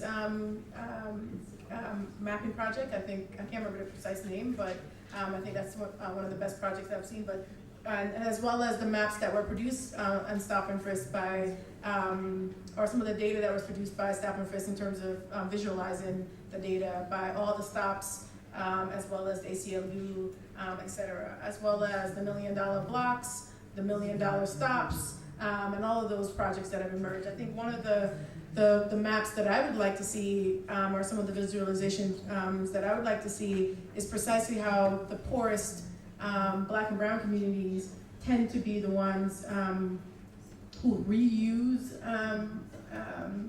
whether it be food or how waste is mapped onto the landscape, because I think oftentimes there's a sense that, for example, within the context of the United States, that everyone is wasteful, but when you start, what does it mean to look at who recycles, who are the ones primarily reusing or using or not producing that kind of excess. And I see that even in Brazil, for example, where the main people who are recycling, actually the catadores de lixo, the people who actually pick up waste in terms of bottles and cans, et cetera, are poor people, but also the folks who tend to reuse those products, as well as tend to not be as wasteful, tend to be poor people. So how do you map that onto the landscape about who wastes, who's most wasteful, who consumes, and where waste and land, because if you think about it, it's not only that they consume less, and when you think about the global south, the number of, for example, a jar of marmalade would not be put away for recycling as glass, it would be put to be used in domestic whatever. Right, and also the impact of gentrification on the production of more waste, because part of showing your access to capital, especially in the United States and elsewhere, and you see this as well changing in Brazil, is this, that you can show that you can accumulate more, what is in essence wasteful products. Yeah. And the other part I would say is that, for example, we know that much of the technology waste and car waste and so on ends up dumped elsewhere, where then it's incinerated, or, for example, tires to take copper out. I want to pass the mic. you still have the other mic? Okay, firstly, thank you very much for this great input. And also, thank you for this space and for this first day of the symposium. It was really nice.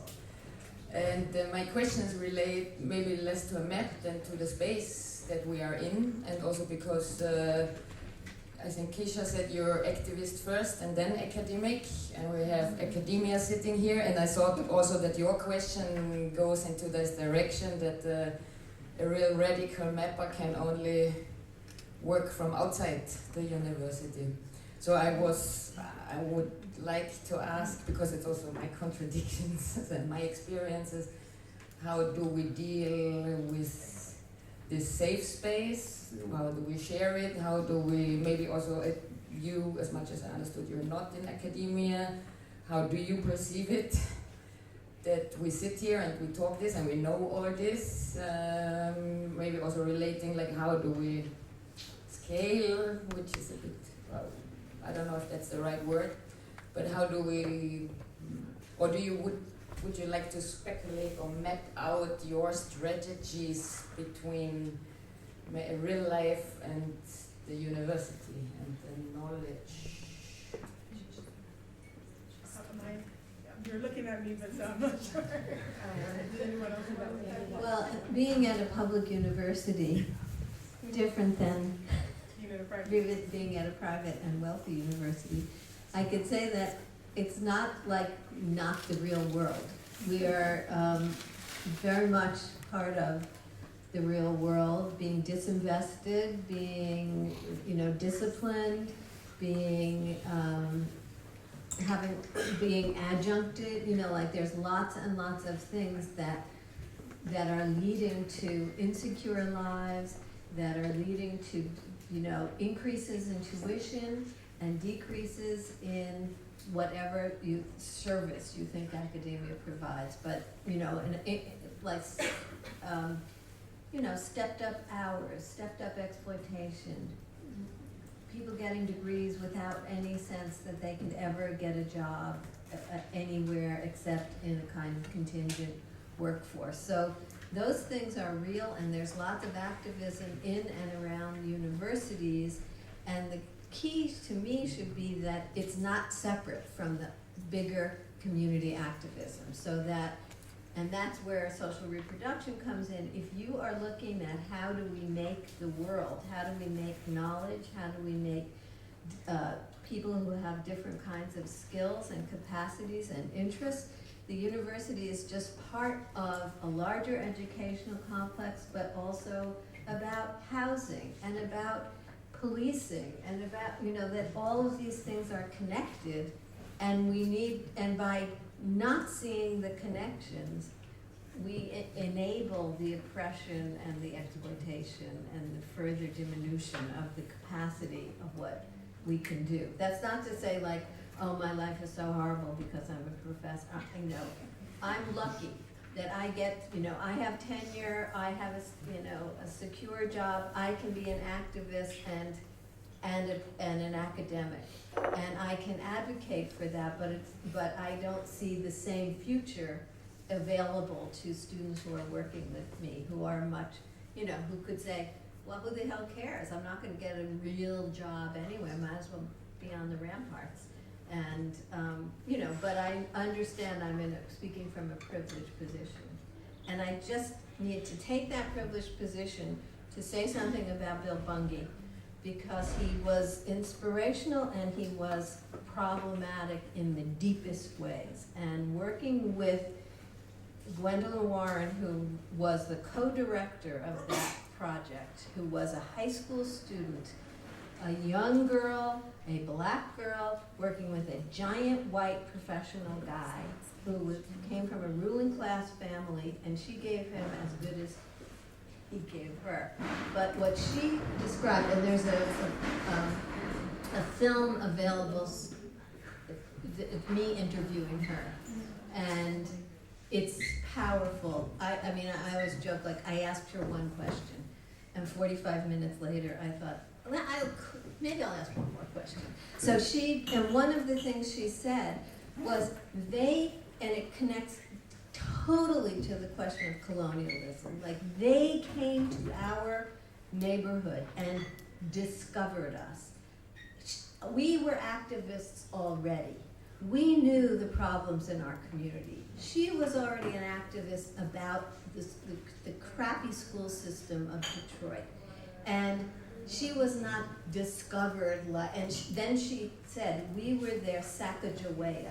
And Sacagawea is the indigenous woman who was the guide for Lewis and Clark, who explored the entire center of the United States, and who get all the credit. They would have died like the second day, if not for her. But for Gwendolyn to say, we were their Sacagawea, really makes all of us who will speak from privileged positions in the academy and elsewhere, when we do participatory work in the best of interest, to think very hard and reflect on what that practice is, because we are not the all-knowing, all-capable, let's help the natives. The natives knew plenty, and they were very angry, and Bungie himself suffered from many questions I am not going to go into, but he was an essentialist in the worst ways, and he was denied tenure for many reasons besides the powerful political stuff he did. So I just have to correct the record on that. From the mic, I think it links also to what Imeh says. I want to link to that, of what new programs, now we're talking about climate change solutions that are going to be presented to other countries, but that are actually at what expense? What are they going to destroy in their place? I think that your last comment links on to that. You wanted to add something, Keisha? No, I just wanted to, I think that Cindi touched on much of what I wanted to say, but I think part of it is, we can either, I work at a corporate university, that is all, we currently function on the dividends of the transatlantic slave trade. When I say we function, that without the Brown family getting their money from funded, in terms of the profits of the slave trade, I would not be, there would be no Brown University. In the same way that Georgetown that I went to undergrad, had to sell off enslaved African in order not to go into debt and close down, right? That is the Jesuit University of Georgia. So I would like to say that, the history, I think, is very real to understand in terms of the kinds of resources that generate the spaces that we're in today. I think partly what I would want to say is that when we're in these elite universities, there's also these spaces such as Africana Studies or Black Studies, gender and sexuality studies, that are oftentimes, I would say, on the margins of these universities as well. So not all universities are the same. They're very different. And I think the kinds of knowledges in terms of the resources that economics get and political science get, oftentimes to produce more knowledge that advance particular political agendas, and not the same kinds of resources that Africana Studies and gender and sexuality studies get, that's for sure, right? Gender and sexuality studies at my university is not even a department, right? So that it's a small program with, I don't even know if it has an undergraduate major, I'm not sure. So I would like to say that that's important because I see, one, that we need to break down this wall between the university and community, and that historically the Black radical tradition and Black radical thought was not even really being produced in university spaces, and that once we see that there's knowledge being produced in all spaces, including the university, but also that social movements, that ideas are coming out of radical action, that, for example, the Haitian Revolution, that people are producing ideas as the action is taking place. And I think that's something to think about. So I think I see that we have an opportunity to either reproduce a racist colonist machine, that is the university, or we can use ideas that are produced in social movements to transform those spaces. I think the part of the reason why it is so hard to hire radical feminists, to hire Black professors, for example, is precisely because they know that they're coming oftentimes with ideas that are really going to upend what are those the principal ideas that are produced in those spaces, right? So I think it's just to think about how even the young people who are coming to elite institutions, working with faculty who, the average age of the faculty at Brown, I think, is 60 years old. people who are not, this is a real true fact, that people who are oftentimes not willing to, open to new young faculty, but it's young people coming into these spaces that are pushing us to think differently about what we're teaching. And I do think it's an opportunity to teach new ideas for the next generation. I teach some of the wealthiest students, predominantly white, who at first I was like, oh my God, this is not what I signed up for. But I see it as an opportunity to really transform how they think and see the world. Oftentimes these students do not have to worry about having to go work, right? That is not their objective. So partly it's about what are their future roles in the world? These are the future leaders, change makers, et cetera. What are they going to be doing? How are they going to see how these ideologies intersect? How do they interact? And I have students right now who are going to be policymakers, who are probably going to be. I was watching this documentary, and I'm like, they went to Brown Undergrad, and I'm like, what? So these are. I think these are opportunities, but I think bringing activists to these spaces as equal contributors of knowledge, not as the producers of the raw data that we then analyze, I think is really important. I cite people in my work that people have never heard of. There's no Donaira C, 1968, whatever. There's a way that these activists are oftentimes seen as we interpret their ideas. They're not cited and given credit. I would say that Donaira C was a woman I interviewed in 1999. She died at age 45 in a confrontation with the police who was trying to beat up her son in front of her house. She was an activist, and she was the one who told me that I needed to think about police abuse just as much as I thought about urban planners as being a problem. The engineers were a problem, but so were the police agents, and that they operated simultaneously. And it was Donaira C who told me that state violence were reproduced equally by all of these urban actors, right? So I think that it was not my professor, it was not my advisor, I read it in no book anywhere. These are actors that are thinking that they're living it, they're thinking about it on the ground. So I think there's a way that we have to think differently about who's producing knowledge and how we credit them for producing those knowledge. And I'm tired, for example, of reading essays, analyses, where it's almost as though people don't exist in these spaces, but also that they're not contributing new knowledge, and we reproduce these social theorists that have already been cited 1,000 times, and not the people who are producing ideas in the spaces that we're operating in. So I think that's one way to think about in terms of related to the theme about knowledge production. Where is knowledge produced?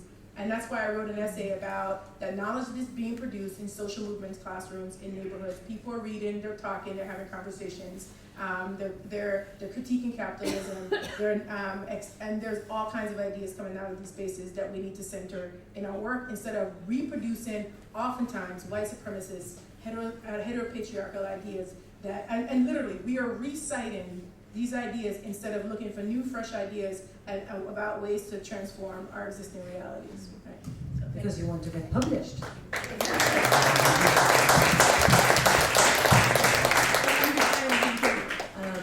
So first of all, thank you so much for this evening. It's been super, super, super insightful. I'm going to put you a little bit on the spot because we have those conversations often. But it's actually a question to all of you, but also maybe to some of the people sitting here.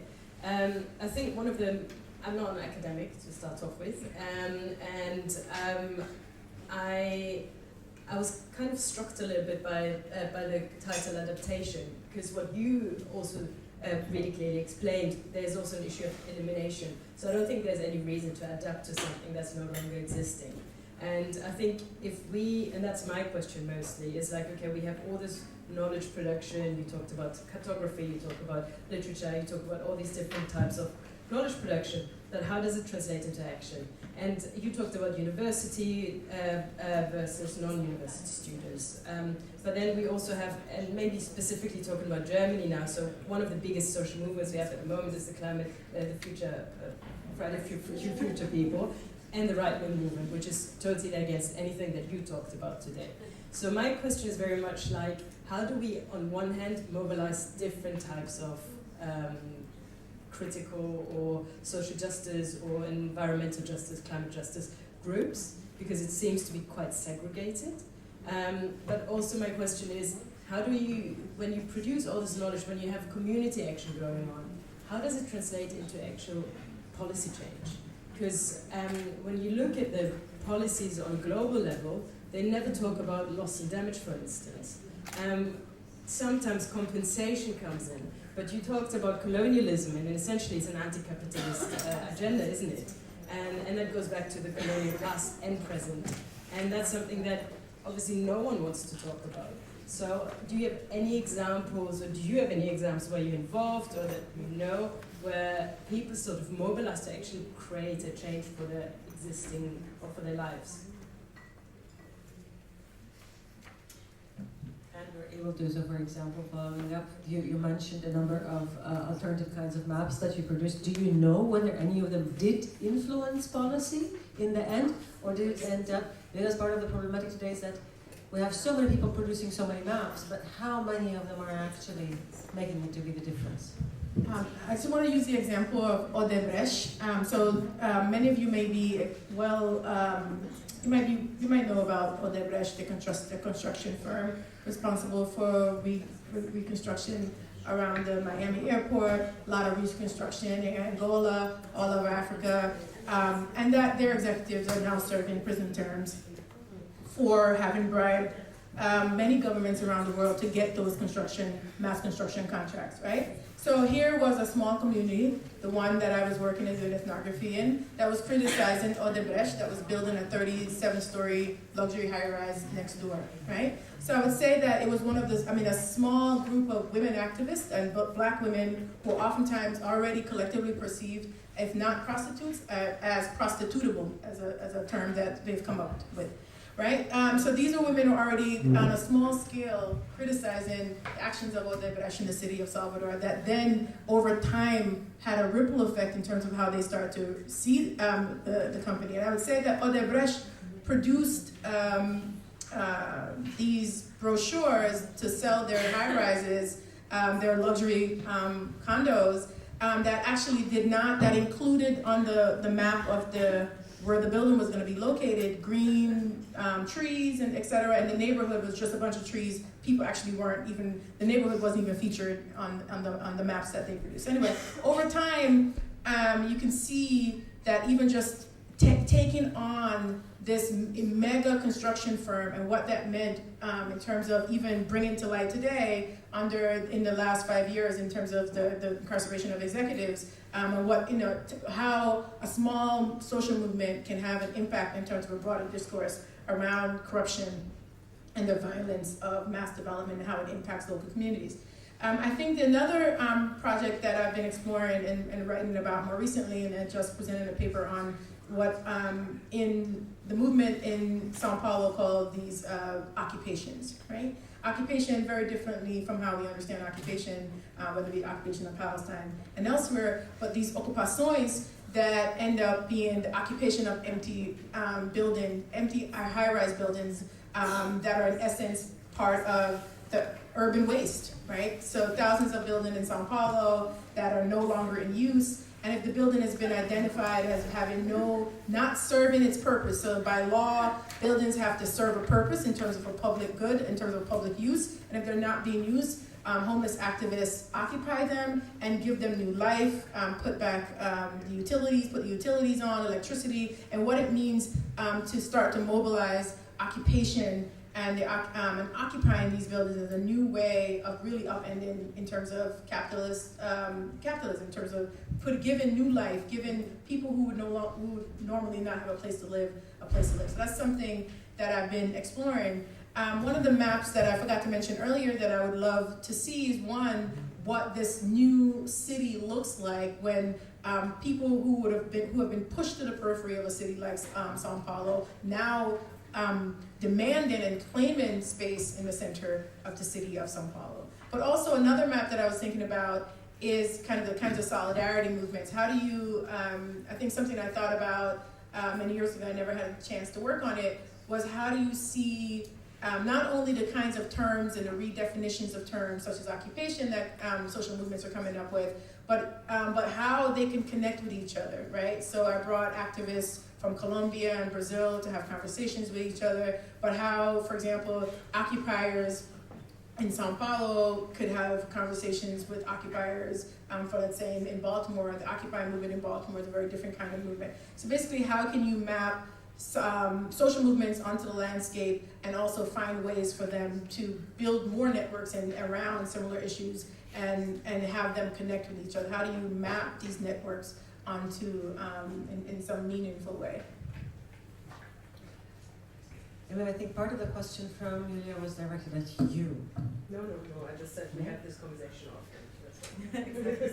And is it covered, or is there something you would add to it? No, actually, I like the idea of asking people here. And we would like to put a point, continue the conversation, or is everybody? And just a brief point about elimination. I think is really important. The part of what activists I think are doing in some of these movements about giving life and preserving life, because I do think that ultimately part of the project is about elimination.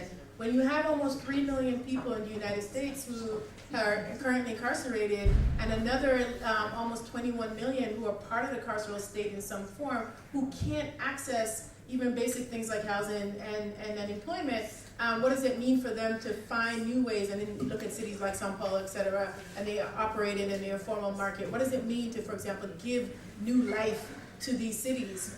What does it mean to refuse a certain kind of refusal to be eliminated, right, by the police, by kind of public health programs, et cetera? What does it mean to live and survive? And I think that's something that a lot of us have been trying to understand. I very much agree, and I would like to add to that. It was part of there was a dual side for using the term climate change adaptation. One side is because of it being the term, the way it is circulated in technicalized circles. When we go to city halls and talk about policies to deal with, stripping it of of its other face, which is elimination. But also to stress on the positivist part that with all the destruction that climate change is bringing, but there are people that are coming up with solutions to deal with their dispossession, which is the link we spoke about in the introduction. And also, I mean, it's not only climate change, since we are at that note, also systematic state-led dispossession. People I think it was, I can't remember who said the remark, I think it was Keisha-Khan, but the issue of the everyday, like the climate change is not something, like we talk about climate change as if it's just a disaster of the flooding, but also like when we talk about dispossession, there are so many populations who for them dispossession is the everyday. And they have found ways to internalize and nonetheless to persevere and nonetheless to every day think of new ways to move forward, to be the hope, to move beyond. Of course, not to go back to the title of the event you were at, Spaces of Hope in September, but of course one asks how much. I actually have a question for, for the three of you, because today and all of our day we were really trying to understand what do we mean when we say intersectionality, and people from us who comes from an academic background and read like feminist theory would like have a contribution or understanding of what do we mean when we say intersectionality. But as the screen behind us, you were saying intersectionality as a compass, I would like to hear from you, how do you see it as a compass? Not theoretically, but methodologically, and maybe in here I'm building on what Philippe was actually first addressing, because in the morning he was also speaking about how we can see the different layers of analysis when we are mapping, and how we can put this multi-layered of mapping above each other to read something or to make an argument, which is basically about mapping injustice, like broadly speaking. Thank you.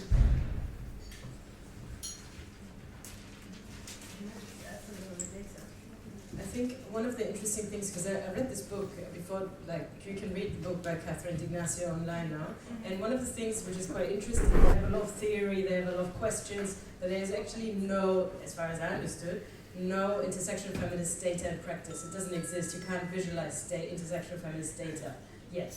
or they haven't found a tool yet. But what was quite interesting, I read one of the things, and I think data, I mean, they call it the new gold, so essentially it's an elitist thing. But I think one of the things which is interesting is that a lot of people who are affected use mobile phones, they use Instagram or something like social media, and they found new ways of extracting data by the people affected through social media if they have access to it. So there are ways of generating data through that. Anyway. The problem is this tackles the other question about the digital gap. Absolutely, yes. And in informal settlements, people who have a smartphone, you can count it in a 10,000 area by one hand. So, of course, they have smartphones, they have phones, they have other means to communicate. Not yet smartphones, and data is, the data volumes are very expensive also. But it could be one thing. I know of initiatives like this Czech Dwellers International. They do collect data in their projects directly, and they offer also to collect data because it's immediate. We collect it directly from interviews with the populations, of course, but that is not scientific. So, of course, we release on our data to build up the projects. But there is this gap, and the question is also, is it a gap? Is it the correlation, is this scientific system not very much correlated with the capitalist system, which is correlated with climate change? So should we have alternatives, or that's another question? I just wanted to say, I think that the gap between data collection and availability of technology to collect it, I think that's where governments can come in, and you notice in a lot of like global south countries that there's like a lack of not like census or statistics departments or agencies or whatever,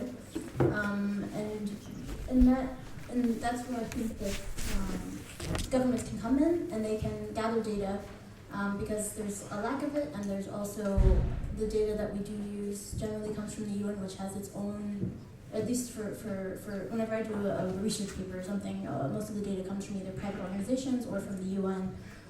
So there's no state actors, there's no from that country, which could potentially fill or gather more accurate information than another agency. I would say if the governments did not have alternative agendas, because there are also proven cases of agendas that, for corrupt reasons, they actually fake data that they have not tried. I can feel some people getting thirsty and smelling the research, so I would like to just give the mic just for our participants have 90 seconds tomorrow, but you'll have now 45 seconds just for a closing round to come back to Onnia's question. How can we actually, in practice, whether that is a practice of mapping on issues of data or trying to influence policy through political frameworks, through education, how can intersectionality be a compass?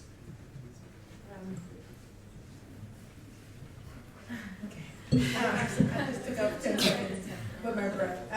So I would say that part of what people oftentimes forget about, let's say, I mean, you talk about Harriet Tubman was talking about intersectionality without using the term, and even Sojourner Truth in her statement, you know, ain't I a woman? And I think part of what we're oftentimes arguing, and Claudia Jones talked about what it meant to look at the black woman worker in terms of as marginalized and as a militant and being excluded from Marxist thought and praxis. Well before even Kimberly Crenshaw coined the term, but I think oftentimes what's forgotten in terms of Kimberly Crenshaw's formulation is that she was looking at precisely how black women were discriminated, right? So there's a material, in essence, in the workplace, there was a material manifestation of how those identities intersect. And I think oftentimes it's not just about mobilizing those intersecting identities and experiences, but it's how that then shapes the kinds of violences and the way they experience it, discrimination and inequality in the world. So I think that's something for us to think concretely about. And I won't go into the other points about big data, but I do want to say that it is significant when we start to think about what produces particular forms of violence and what kinds of work we need to do. How do we need to imagine those spaces where those experiences intersect to reproduce certain kinds of violence? How do we unpack that, right? So one good example is how 50+% of white women in the United States voted for Donald Trump, for example. Those same women that would be impacted by the struggle with reproductive rights. These same white women are also the same ones who maintain spatial segregation in terms of where they choose and mobilize their families to live. So how do we then think about how people reproduce particular kinds of violences based on particular experiences, not just intersectional, but intersection of marginalized experiences, but how, for example, people in positions of power also mobilize distinct aspects of their identities, for example, to gain access to more power, to draw from the speaker who sent us the video. Right? I could go on about that, but.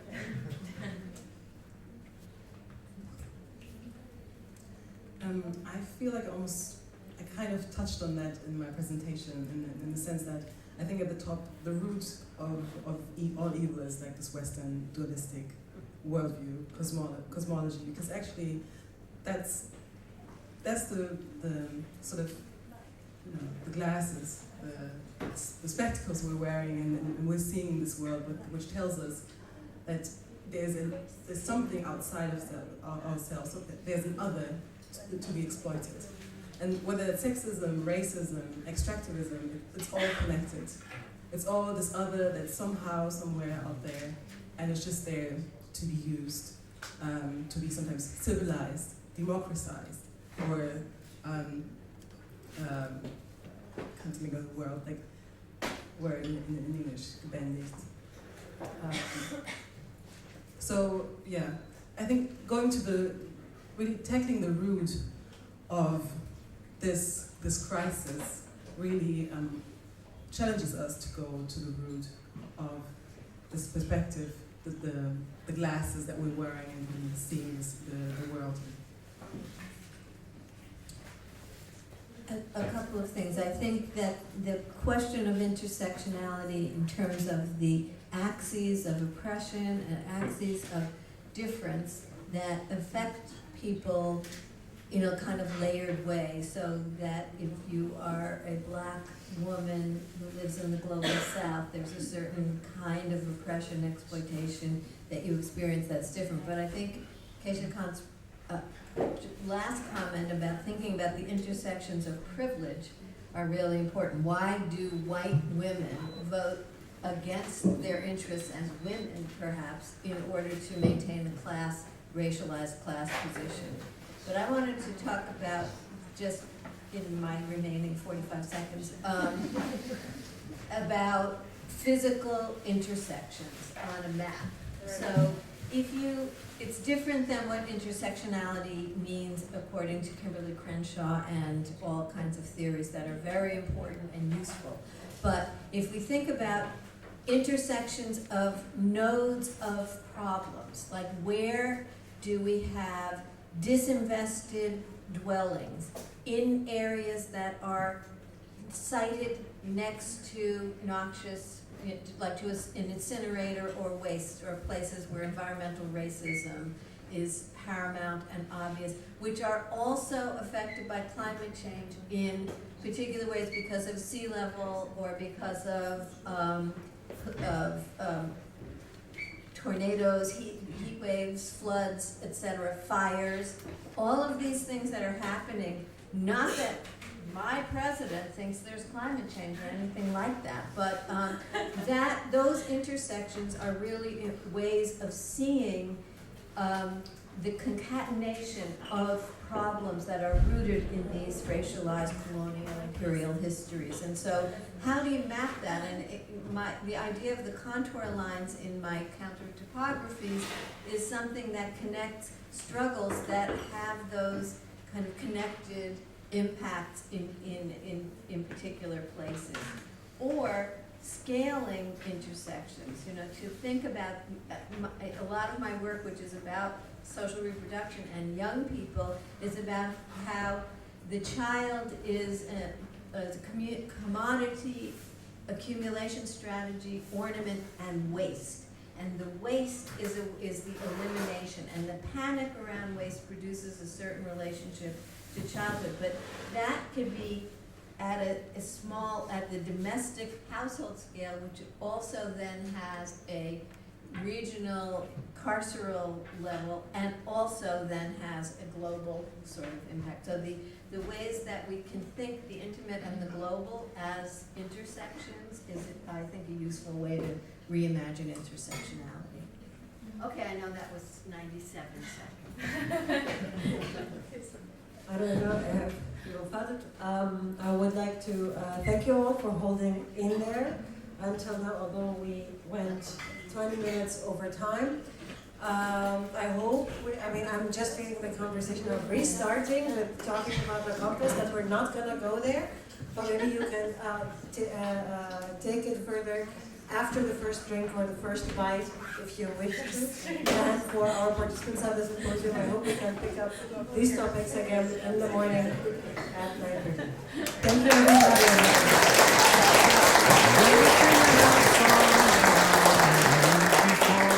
I would forget no more.